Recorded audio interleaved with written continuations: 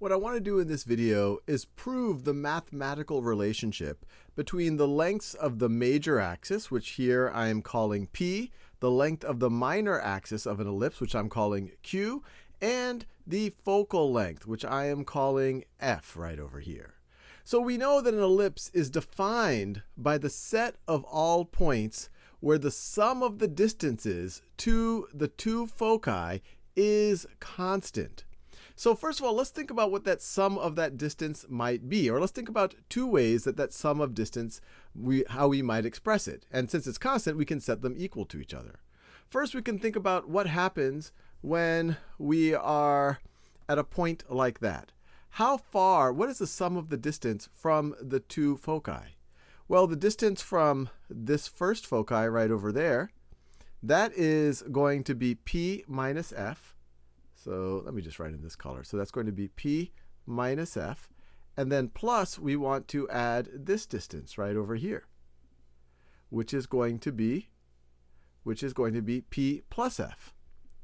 So if you're at one of these extremes all the way out on your major axis, the sum of the distances to the two foci, the negative f and the f, they get canceled out. And so we're left with just 2p, 2 times the length of the major axis, or depending on how you define the major axis, 2 times the length from the origin to one of these extremes along the major axis.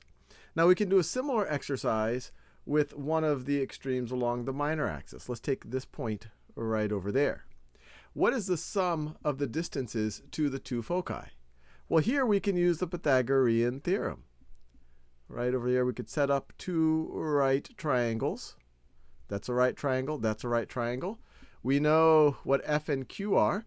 So this is the hypotenuse. So this is going to be F squared plus Q squared. The square root of that is going to be the length of that hypotenuse. And the same thing is this one over here. It's going to be the square root of F squared plus Q squared. So the sum of the distances is going to be 2 times the square root of F squared plus Q squared. Now we just said that at any point along the ellipse, the sum of the distances to the two foci have to be constant.